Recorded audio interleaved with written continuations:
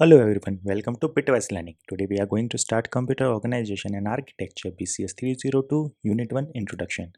आज इस वीडियो से हम यूनिट 1 को स्टार्ट करने वाले हैं और आपको इसके बाद कहीं भी कोई और वीडियो देखने की नीड नहीं होगी। बस एक बार वीडियो को ध्यान से देखिए और नोट्स को पढ़ लीजिए। हम आपको बिटवाइस लर्निंग पे और भी सब्जेक्ट्स कंप्लीट कराते हैं, जैसे कि DSTL, DS, पाइथन एक्सेट्रा। आप उनको भी चेकआउट कर सकते हैं। तो चलिए पहले देखते हैं हमको पढ़ना क्या है। Functional unit of digital system and the interconnections, then buses, bus architecture, types of buses and bus arbitration, then registers, bus and memory transfer, then processor organization, journal register organization, stack organization and addressing modes. आपको ये बहुत ज़्यादा लग रहा होगा, लेकिन मैं आपको बहुत ईजी वे में पढ़ाने वाला हूँ। तो शुरू करते हैं। हमारा सबसे पहला टॉपिक है functional units of digital system. अब ये क्वेश्चन AKTU में 2 मार्क्स में बहुत बार हर बार पूछा जाता है और कभी कभी 7 मार्क्स में भी पूछते हैं। So what is a digital system? A system that processes data in a binary form in zeros and ones. A computer is the type of digital system. ये एक ऐसा सिस्टम होता है जो डेटा को 0 1 के फॉर्म में प्रोसेस करता है, मतलब बाइनरी फॉर्म में। कंप्यूटर, कैलकुलेटर, स्मार्टफोन्स, ये सब आपके डिजिटल सिस्टम के एग्जांपल्स हैं। अब जब कभी भी 2 मार्क्स में क्वेश्चन आए कि functional unit of digital system बताओ, तो आपको उसके मेन कंपोनेंट्स लिखने होते हैं। Input unit, output unit, memory unit, then ALU, CU, interconnections, ये सब। तो इनको इन डेप्थ देखते हैं ये होते क्या हैं। Input unit accepts data and convert it into a machine readable form। मतलब ये डेटा को एक्सेप्ट करता है, जैसे कीबोर्ड से टाइपिंग, माउस से क्लिक या स्कैनर से डेटा को इनपुट लेना। अब ये रॉ डेटा को मशीन रीडेबल फॉर्म में कन्वर्ट करता है, वही जो आप बचपन से पढ़ते आ रहे हैं इनपुट यूनिट क्या होती है। Then output unit converts process data into the human readable form. मतलब ये प्रोसेस डेटा को ह्यूमन रीडेबल फॉर्म में बनाता है, जैसे मॉनिटर स्क्रीन पर रिजल्ट शो करता है, स्पीकर से आवाज़ आती है, या प्रिंटर से पेपर पर कुछ प्रिंट होता है। जो कुछ भी मेरे आउटपुट फॉर्म में दिखता है वो क्या होगी, मेरी output unit. Then memory unit stores data, interconnection, instructions, intermediate and final results. अब ये डेटा इंस्ट्रक्शन या रिजल्ट्स को स्टोर करता है। अब मेमोरी 2 टाइप की होती है, कौन कौन सी? Primary memory and secondary memory. RAM, ROM, cache, ये क्या होते हैं मेरी primary memory. And secondary memory HDD and SSD। Now arithmetic logic unit, हमारा नेक्स्ट पार्ट। ये क्या होता है? Performs arithmetic and logical operations. अब ये मैथ और लॉजिक का मास्टर है, जो एडिशन, सब्सट्रैक्शन, कंपैरिजन जैसे सारे ऑपरेशंस को हैंडल करता है। कंप्यूटर के अंदर कोई भी अर्थमेटिक या लॉजिकल ऑपरेशन होगा उसको कौन संभालेगा? मेरा ALU। Then control unit CU directs the operation of the processor. मतलब ये सिस्टम का बॉस है, ये डिसाइड करता है कि कौन सा डेटा कब और कैसे प्रोसेस करना है। जो कुछ भी हैंडल करना होगा वो कौन हैंडल करेगा? मेरा कंट्रोल यूनिट। देन इंटरकनेक्शंस यानी सिस्टम बस लिंक्स ऑल कंपोनेंट्स। ये यूनिट्स को कनेक्ट करता है, जैसे कि रोड नेटवर्क जो अलग अलग सिटीज़ को कनेक्ट करता है, वैसे ही बसेस को ट्रैवल करने में मदद करता है कौन? मेरा सिस्टम बस। अब या तो अलग से पूछा जाता है कि block diagram of components of computer, या फिर functional unit of digital system का ब्लॉक डायग्राम, तो आपको ये बनाना है। और 7 मार्क्स में आए तो ये बनाना ही बनाना है, और आपने ये बनाया और जो अभी तक पढ़ाया है वो लिखा, तो आपकी 7 मार्क्स कन्फर्म है। अब इसमें क्या है कि input unit, output unit, control unit, ALU, memory सब आपस में कैसे कनेक्टेड है, बस ये दिखाना है। बहुत इजीली समझ आ रहा होगा कि कंट्रोल यूनिट है वही क्या मेरा इनपुट भी कंट्रोल करेगी, आउटपुट भी कंट्रोल करेगी।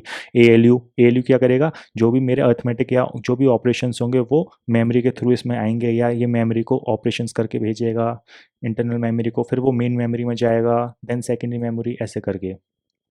तो बस आपको ये बनाना है, आपके 7 marks confirm. Next topic, interconnections of units. What is interconnection? In a digital system, functional units like CPU, memory, and input-output devices must communicate with each other. This is done using a shared communication path known as a bus. अब ऐसा समझिए कि computer क्या है? अलग अलग unit से बन के मिल के बनता है। उसमें CPU भी होता है, मेमोरी भी होती है, इनपुट आउटपुट डिवाइसेस भी होते हैं। अब CPU को कब पता चलेगा कि इनपुट आउटपुट डिवाइसेस कब आ रहे हैं, उनको क्या कमांड देनी है, या मेमोरी को कब डेटा रीड करना है, कब डेटा राइट करना है? इनको आपस में इंटरकनेक्शन होना चाहिए ना, कि एक दूसरे से बात करें कि आपको अब क्या चाहिए, आप मुझे क्या दे सकते हैं अब। तो इस सब को एक कम्युनिकेशन पाथवे हमको एक सेटअप करना पड़ता है इसमें। वो किसके थ्रू होता है? मेरा बसेस के थ्रू। अब देखते हैं बसेस क्या होती हैं।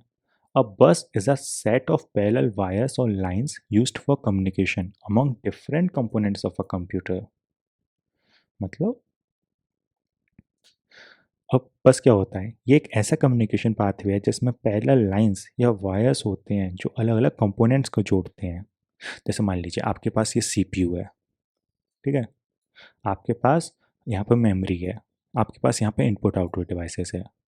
अब सीपीयू को कमांड देनी है इसको, इनपुट डिवाइस को, या फिर इनपुट आउटपुट डिवाइस को मेमोरी का कुछ डेटा शो करना है, या फिर इनपुट डिवाइस को मेमोरी में कुछ राइट करना है। तो ये सारे जो भी हैं कनेक्शंस, ये कैसे होंगे मेरे सेटअप, इनको बीच में किससे कनेक्ट करता हूँ मैं, बसेस से, कि बस ही मेरा सीपीयू को एक मीडियम प्रोवाइड कराएगी ताकि वो इनपुट आउटपुट डिवाइसेस से कनेक्ट कर सके। ऐसे इनपुट आउटपुट डिवाइसेस मेमोरी से या मेमोरी इनमें से किसी से आपस में कनेक्ट कर पाए, किसके थ्रू, बसेस के थ्रू।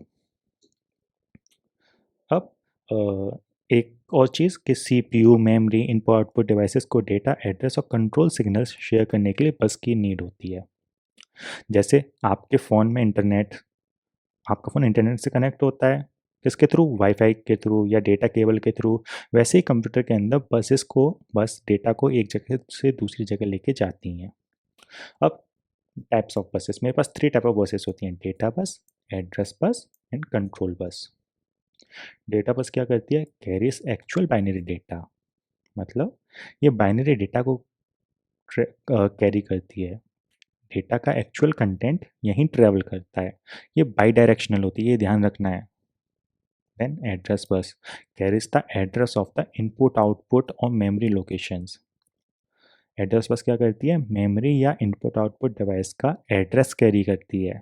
ये सिर्फ एक डायरेक्शन में होती है, इसलिए यूनिडायरेक्शनल, सीपीयू से मेमोरी या इनपुट आउटपुट डिवाइसेस के पास। Then control bus carries control signals to coordinate actions, मतलब कैरी सिग्नल को कैरी करती है, जैसे रीड, राइट, क्लॉक जैसे कमांड्स को कौन, मेरा कंट्रोल बस कैरी करता है। मोस्टली यूनिडायरेक्शनल होती है, जैसे सीपीयू कंट्रोल सिग्नल्स भेजता है तो वो किस पे आते हैं, मेरे मेमोरी पे, ऐसे ही। देन मेरे पास आता है सिस्टम बस। अब सिस्टम बस क्या होता है, जब डेटा, एड्रेस और कंट्रोल बस एक साथ मिलते हैं तब बनता है मेरा एक सिस्टम बस। ये कंप्यूटर के सब कंपोनेंट्स को अंदर एक नेटवर्क की तरह जोड़ता है। All three buses together form the system interconnections.